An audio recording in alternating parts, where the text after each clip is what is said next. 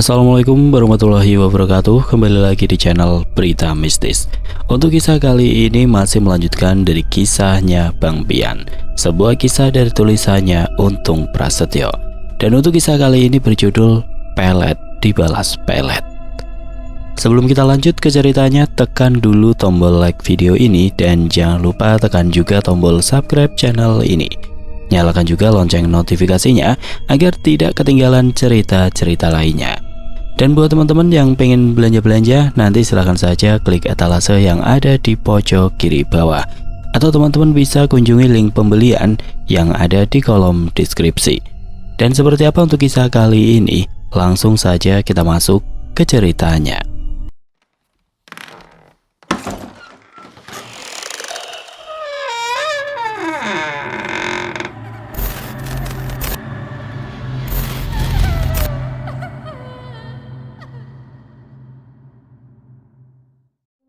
Pagi itu di hari Minggu, Bang Pian yang merasa ada sesuatu yang mengganjal di hatinya memutuskan untuk pergi ke rumah Baba Ali dan juga Maela bersama anak dan istrinya.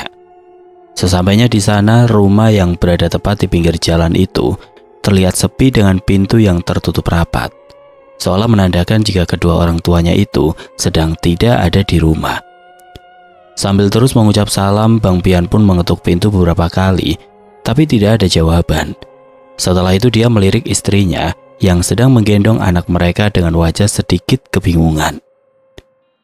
"Tumbenan ini rumah sepi banget. Biasanya pagi-pagi begini aki-aki masih duduk di teras sambil ngopi," gumam Bang Pian dengan tanda tanya besar di benaknya. Bang Pian berjalan ke arah samping rumah mencari tanda-tanda keberadaan Baba Ali atau Maela. Namun rumah itu tetap sunyi. Tidak ada suara radio yang biasanya diputar Maela saat memasak, dan tidak ada juga suara Baba Ali yang biasanya selalu mengomentari apapun yang tidak sesuai dengan apa yang dipikirkannya.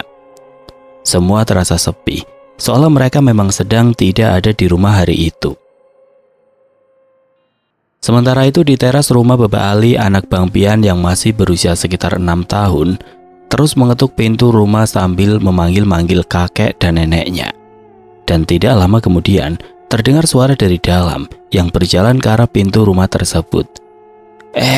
Ada cucu nenek. Ya Allah, maafin ya, nenek kagak denger. Ayo dah, pada masuk," ujar Maela dengan wajahnya yang terlihat sedikit pucat.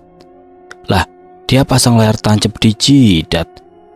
Emang apa, Mak? Itu koyo lebar banget ditempelnya," tanya Bang Pian yang membuat Intan tersenyum. "Meriang, Yan. Emak sama Baba lagi pada kagak enak badan ini.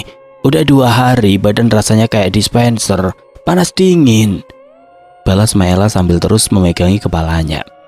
"Kalau sakit jangan didiemin aja, Mak. Buruan ke dokter. Sakit sih dipiara," balas Bang Pian sambil berjalan ke arah dapur rumah Maela.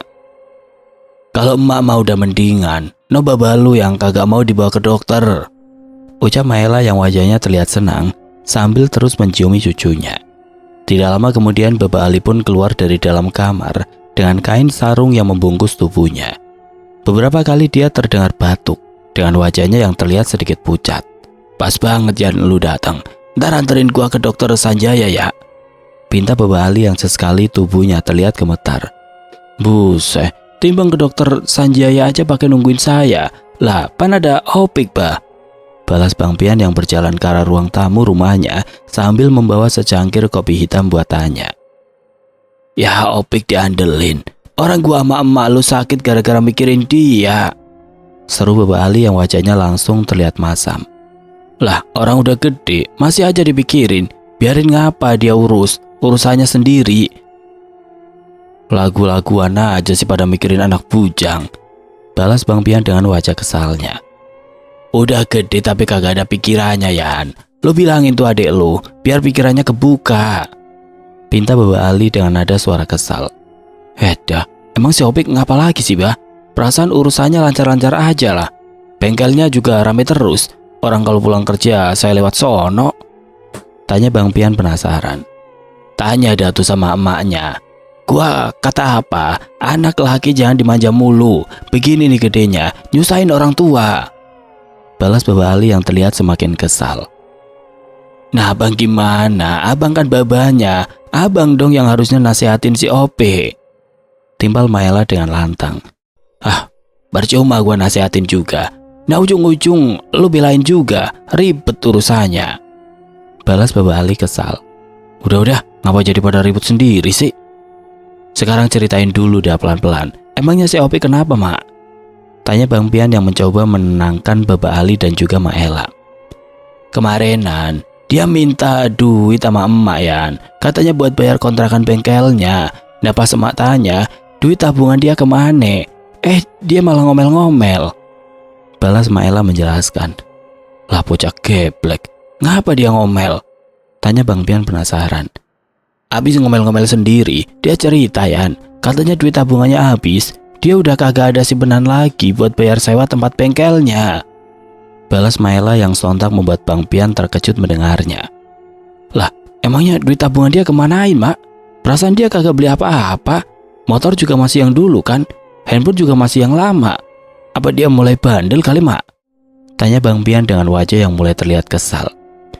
Bandel sih kagak, Yan. Cuma adek lu jadi dongo sekarang. Nah, orang masih pacaran, pakai ngasih-ngasih duit ke pacarnya. Bego banget ya itu bocah. Sahut Baba Ali yang kembali membuat Bang Pian terkejut. Bikin puyeng orang tua saja. Gua udah bela-belain nyariin dia modal buat buka bengkel. Nah giliran ada hasilnya, dia kasihin ke pacarnya. Kan dungu banget itu namanya. Ibu Baba Ali menjelaskan. Lah ngapa jadi keblinger begitu ya? Emangnya pacarnya tinggal di mana, Bah? Tanya Bang Pian penasaran. Gua kagak ngerti dah. Sekali-kalinya diajak kemari, gua juga udah kagak resep ngelihatnya. Mana rambutnya dimerah-merahin, pakai celana lepis bolong-bolong yang gua gedek. Kupingnya dipakein anting breot, Yan. Gua perhatiin ada 5 anting kali di kuping kanannya. Udah kayak vokalis band metal aja dah pokoknya. Ujar Baba Ali yang membuat Bang Pian dan Intan tersenyum mendengarnya.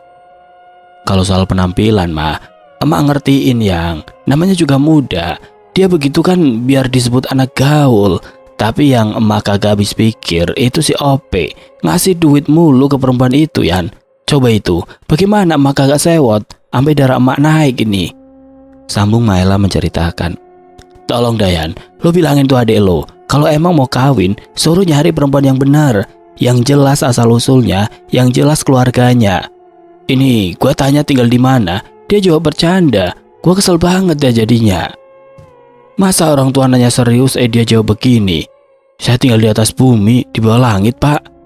Ujar Baba Ali sambil menirukan perempuan muda yang sedang diceritakannya itu. Rasanya gue pengen jewer aja itu kuping dia yang dipakein anting-anting banyak itu. Imbu Baba Ali kesal. Baba kalau ngomong biasa aja dah. Udah bah, biar entar saya bilangin itu si Opik. Sekarang emak sama Baba tenang aja dulu dah, biar cepet sehat lagi.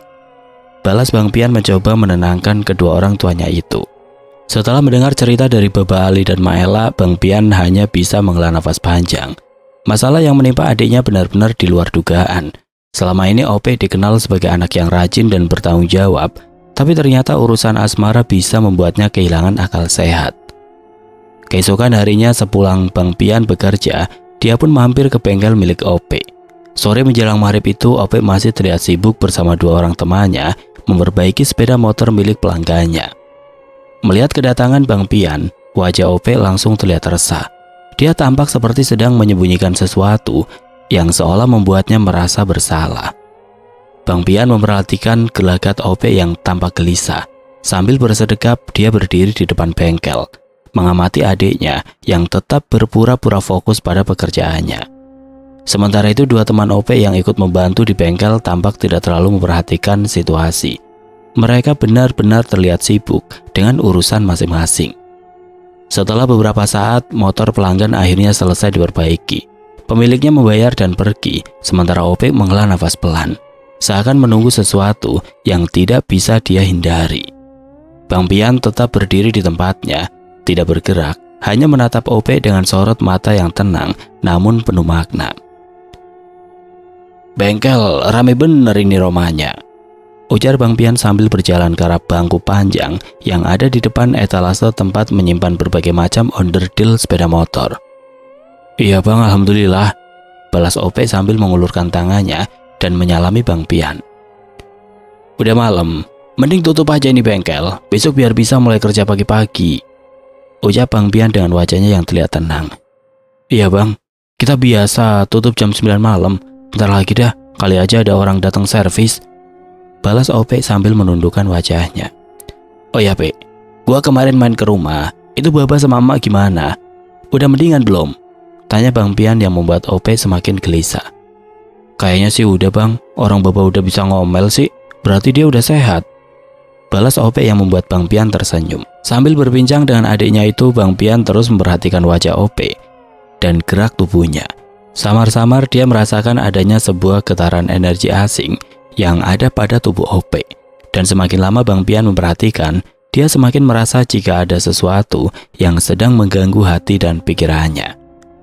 Kata Baba, "Lo mau kawin, Pe?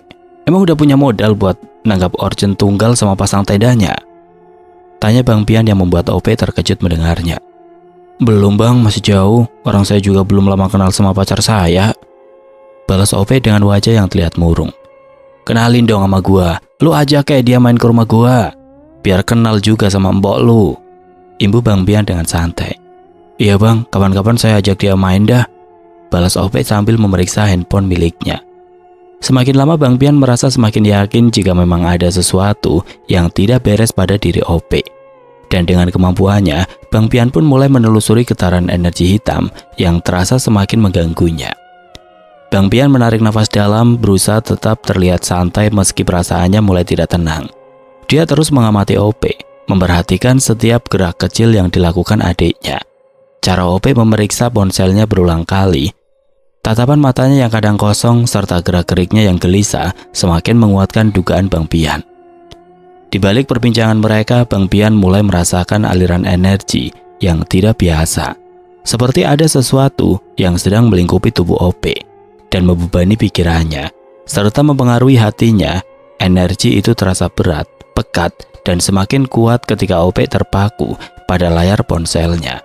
Bang Pian membiarkan dirinya lebih peka, menelusuri getaran yang terselubung di sekitar OP.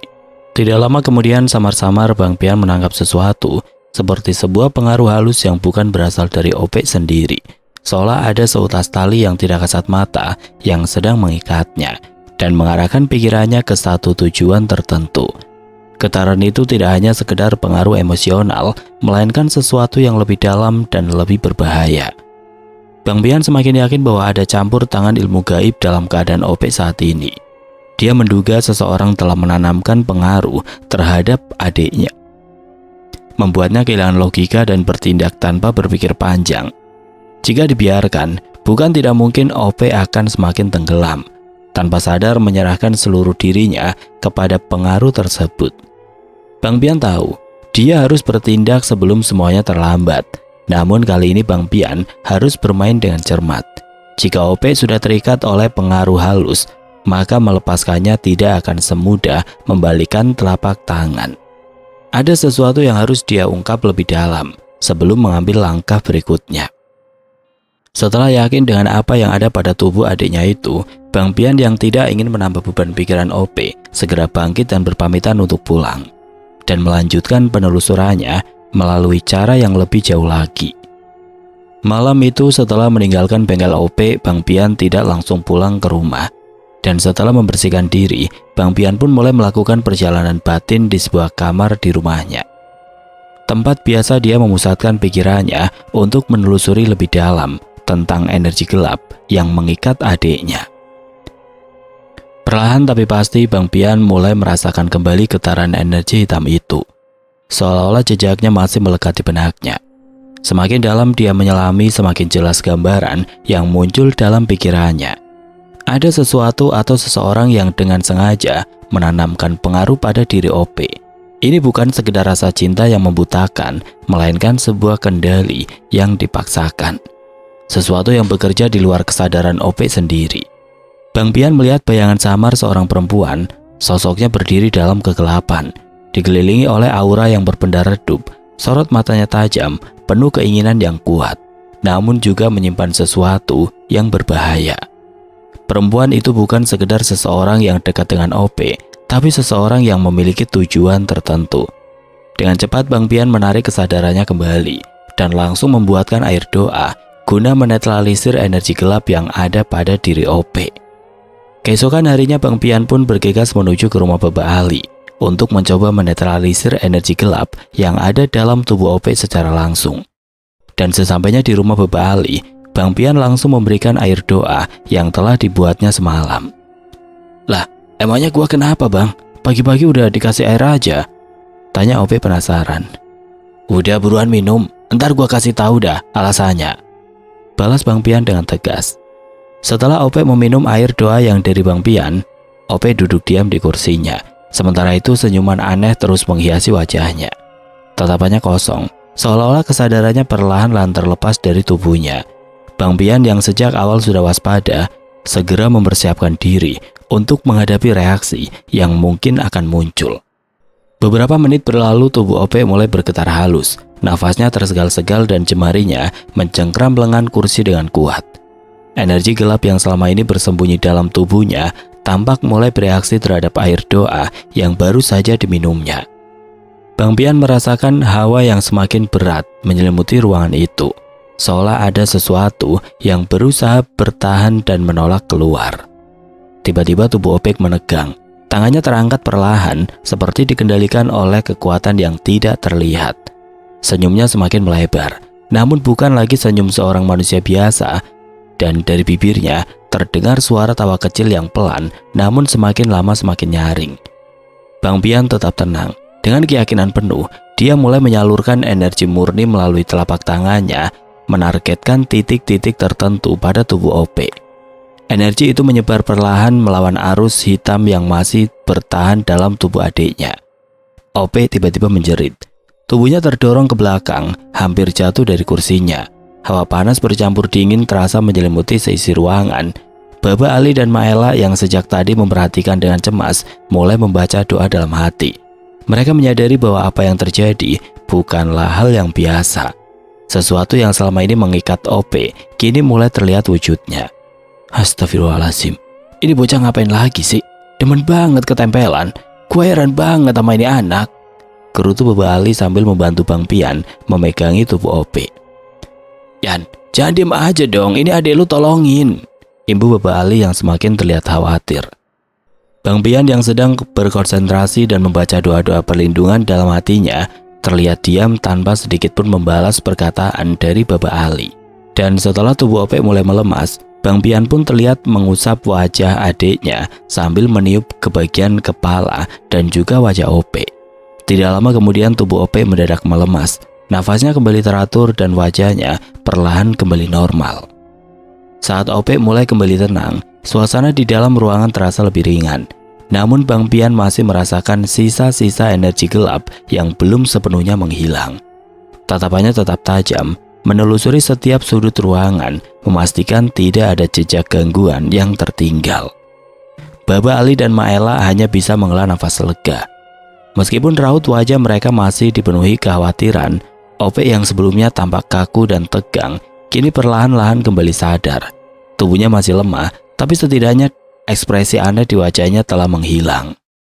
Bang Pian mengalihkan pandangannya ke sebotol air doa yang masih tersisa. Dengan hati-hati dia menyiramkan sedikit air ke telapak tangannya, lalu mengusapkannya ke belakang leher OP. Sesaat kemudian OP menggeliat kecil, seolah ada sesuatu yang baru saja terlepas dari tubuhnya. Angin berembus perlahan dari jendela yang terbuka, membawa hawa dingin yang menusuk. Bang Pian menoleh ke arah luar, merasakan sesuatu yang masih mengintai dari kejauhan. Energi gelap itu belum sepenuhnya pergi.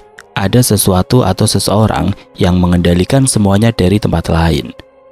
Di sudut ruangan, seekor cicak tiba-tiba jatuh ke lantai, tubuhnya kejang-kejang sejenak sebelum akhirnya mati. Pertanda bahwa ada sesuatu yang sedang berusaha bertahan. Bang Pian menghela nafas panjang, menyadari bahwa ini belum sepenuhnya selesai. Waduh, kalau begini gue bisa jantungan, Yan. Lain kali bilang dong, kalau mau ngobatin adik lo, bikin orang tua deg-degan aja lo. Ujar Baba Ali sambil terus memandang ke arah OP. Emangnya adik lu kenapa lagi sih, Yan? Emak sampai lemes banget ngelihatnya. Emang bengkelnya dikerjain orang lagi, Yan? Tanya Maela sambil mengusap wajah OP dengan kain handuk yang baru diambilnya dari belakang. Ada yang ngerjain OP lagi, Mak, tapi bukan bengkelnya yang dijailin. Balas Bang Pian yang terlihat mulai tenang. Terus apaannya yang dikerjain sama itu orang, Yan? Tanya Baba Ali penasaran.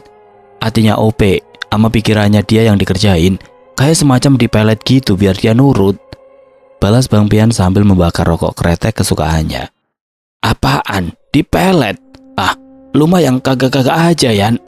Masa iya ada orang keder mau melet si OP? Nah, bocahnya aja bulu begini, mau buat apaan sama itu orang? Kecuali dia ganteng dah, kayak Rano Karno. Nah, orang rebek begini, mau-maunya aja itu orang melet-melet segala. Ucap Baba Ali dengan wajahnya yang terlihat kesal. Ya, cewek itu emang kagak demen sama OP, cuma dia demen sama duitnya. Nah, itu kan udah kebukti kalau duit celengannya dia habis. Balas Bang Pian yang sontak membuat Baba Ali dan juga Maela terkejut mendengarnya. Astagfirullahaladzim, OP, apes banget dah emang nasib lu, sahut Baba Ali dan juga Maela bersamaan. Maela menatap wajah OP dengan perasaan campur aduk. Rasa kasihan, marah dan kecewa bercampur menjadi satu.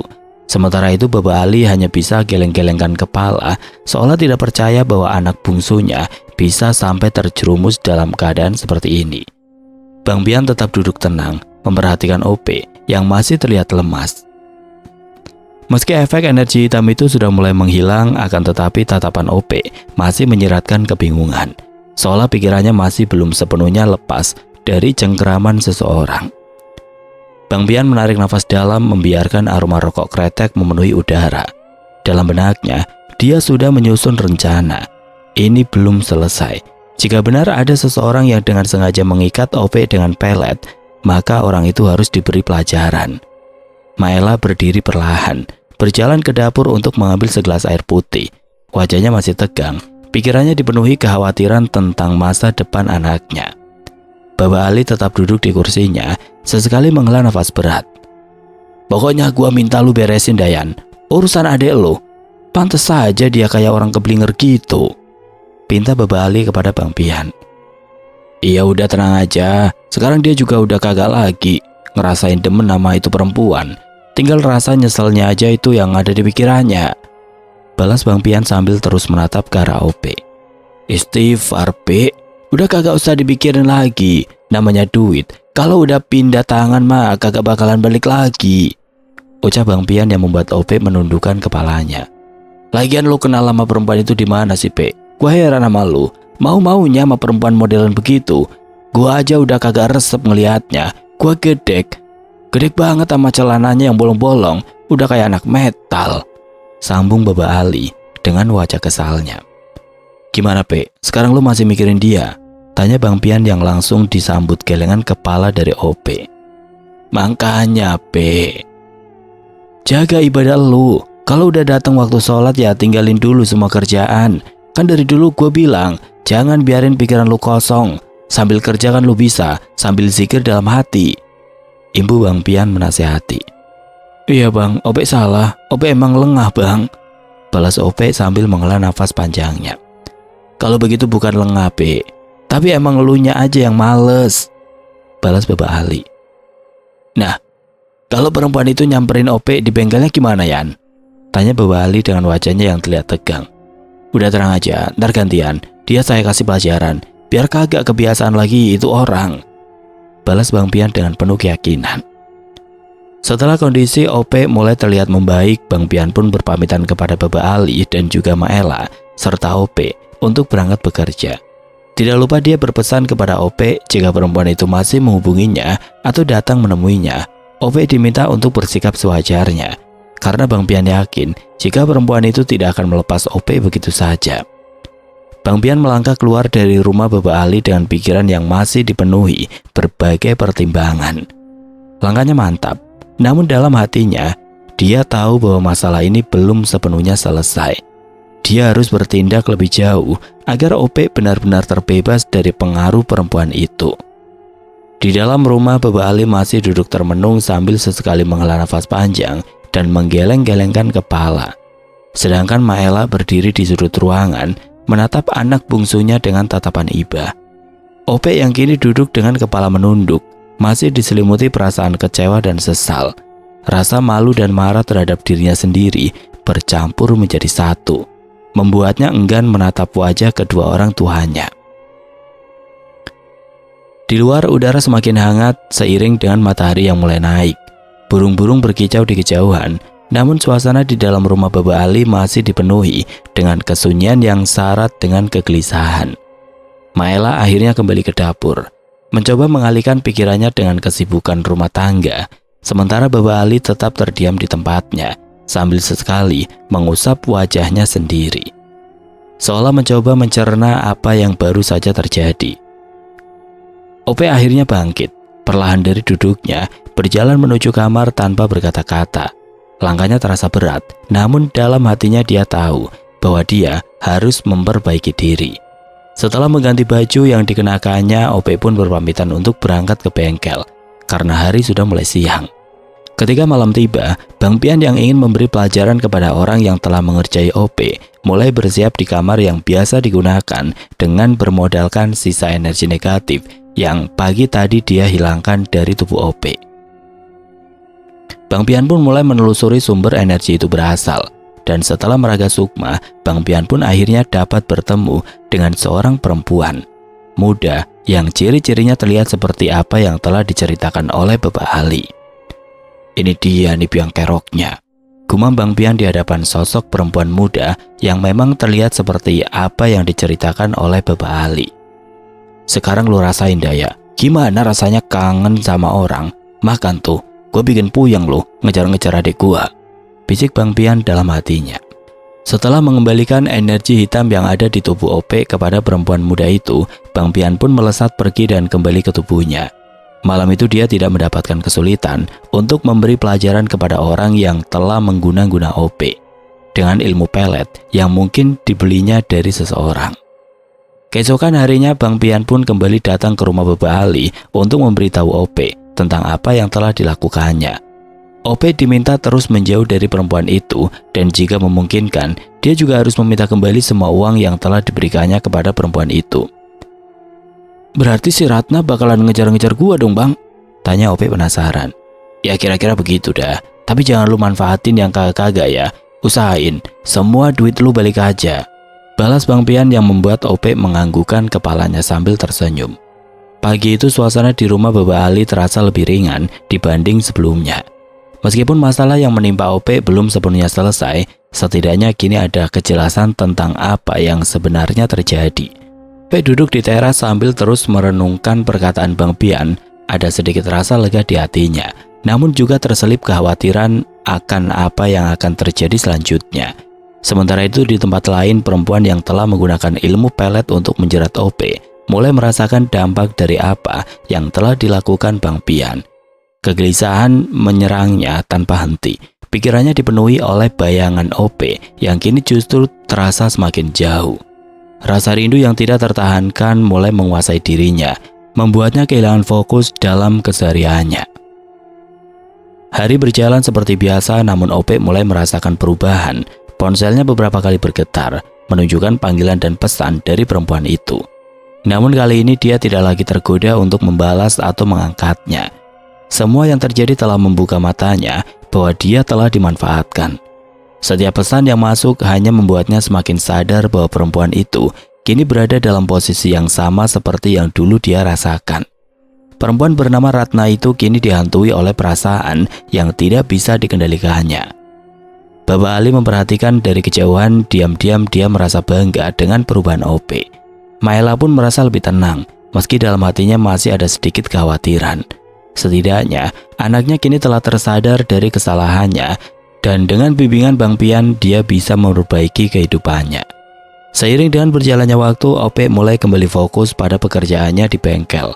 Perlahan dia berusaha mengembalikan apa yang telah hilang, termasuk uang yang dulu begitu mudah diberikan.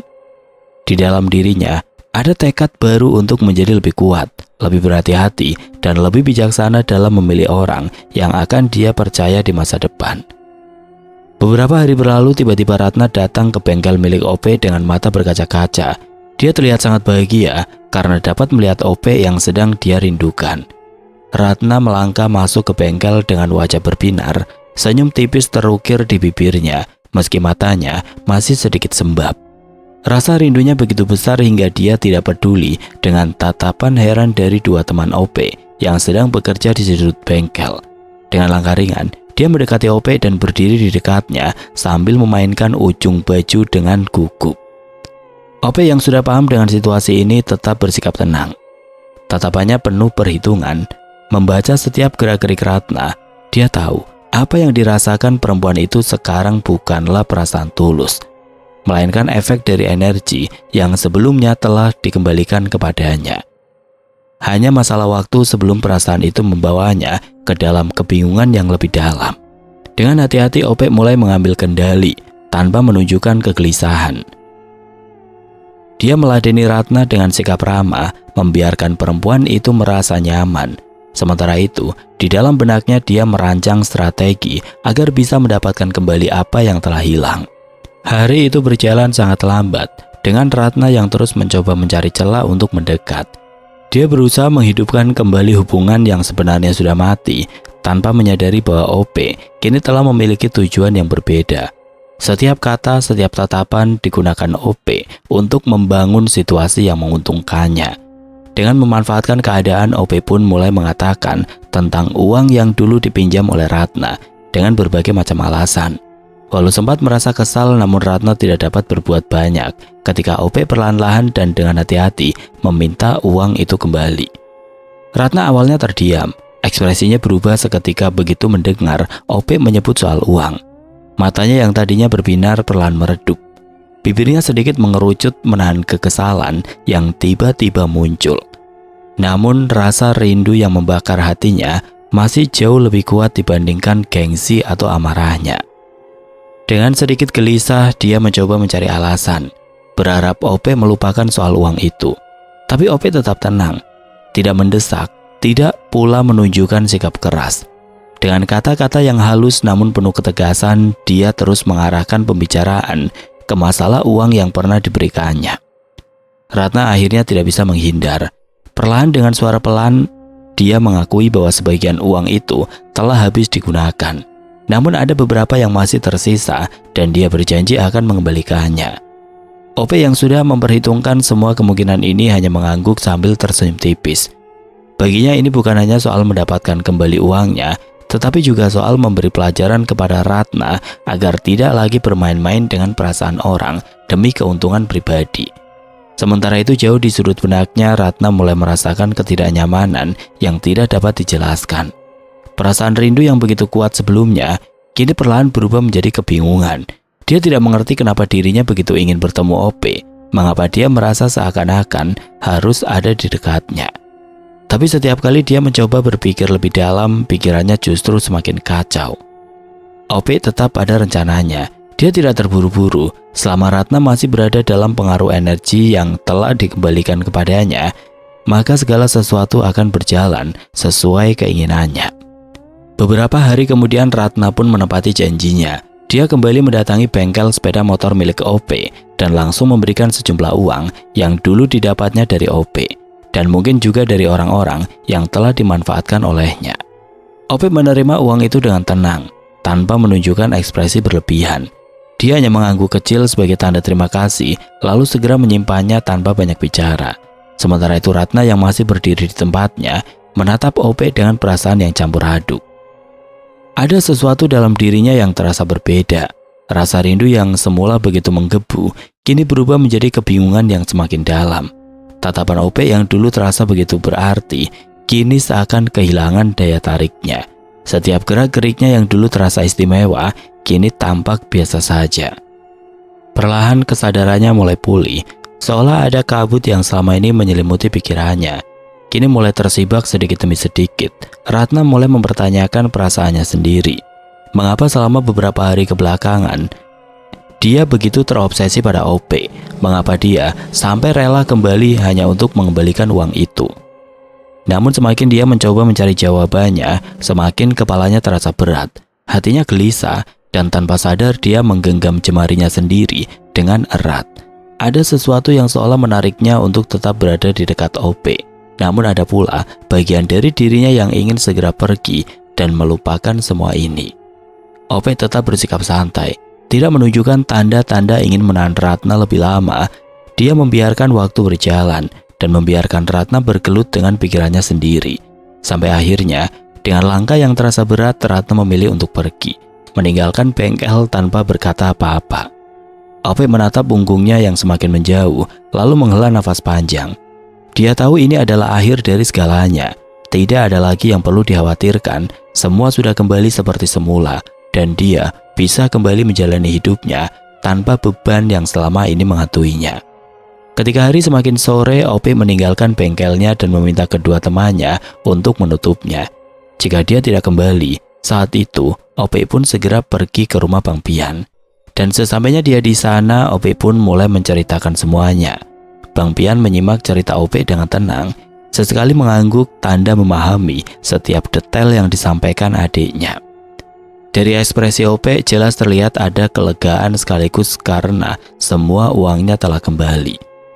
Kalau udah kelar, biar gue cabut aja, Pe. Apa yang ada di dalam badannya si Ratna? Ujar Bang Pian yang langsung disambut anggukan kepala dari adiknya itu. Tanpa banyak bicara lagi, Bang Pian segera masuk ke dalam kamar dan mulai mempersiapkan dirinya. Dengan konsentrasi penuh, dia kembali meraga sukma, melacak jejak energi yang pernah dia kembalikan ke tubuh Ratna. Kali ini bukan untuk membuatnya merasakan kerinduan yang membingungkan, tetapi untuk mencabut pengaruh itu sepenuhnya. Di alam tidak kasat mata, Bang Pian menemukan sosok Ratna yang tengah duduk termenung di kamar kosnya. Wajahnya tampak lelah, matanya sembab seperti kurang tidur selama beberapa hari terakhir. Tanpa membuang waktu, Bang Pian mengulurkan tangannya, lalu menarik kembali energi yang masih menempel dalam tubuh Ratna. Perlahan, kilatan hitam samar keluar dari tubuhnya, berputar di udara sebelum lenyap sepenuhnya. Tubuh Ratna tiba-tiba tersentak. Dia memegang kepalanya, merasakan sesuatu yang hilang, seperti kesadarannya baru saja kembali sepenuhnya. Pandangannya menjadi lebih jernih, hatinya terasa lebih ringan, tidak ada lagi desakan aneh di dalam dirinya, dan tidak ada lagi obsesi yang membingungkan terhadap sosok pemuda bernama OP. Kini dia mulai memahami semuanya, menyadari betapa jauh dirinya telah tersesat. Sementara itu Bang Pian kembali ke tubuhnya dengan nafas yang sedikit berat. Dia membuka mata dan menatap OP yang masih menunggu dengan penuh harapan. Dengan tenang, Bang Pian mengangguk, memberi tanda bahwa semua telah selesai. OP menghela nafas lega. Dia tahu, setelah ini Ratna mungkin tidak akan lagi datang ke bengkelnya atau mencari-carinya seperti sebelumnya. Semuanya telah selesai dan kini dia bisa melanjutkan hidupnya tanpa bayang-bayang masa lalu yang terus menghantuinya. Sore itu angin berembus pelan, membawa hawa sejuk yang sedikit meredakan suasana. OP duduk di teras rumah Bang Pian, menatap langit yang mulai berubah warna. Bayangan pertemuannya dengan Ratna tadi siang masih terlintas dalam benaknya. Cara Ratna menatapnya, keheningan yang terasa canggung, serta langkah berat perempuan itu saat pergi meninggalkan bengkel, semuanya seakan masih berputar ulang di pikirannya. Sementara itu Bang Pian tetap dalam diamnya, membiarkan OP meresapi semua yang telah terjadi. Dalam hatinya dia tahu bahwa adiknya masih mencoba memahami perasaannya sendiri. Namun Bang Pian juga yakin bahwa waktu akan menyelesaikan semuanya. Yang penting, pengaruh jahat yang pernah mengikat OP kini telah sirna.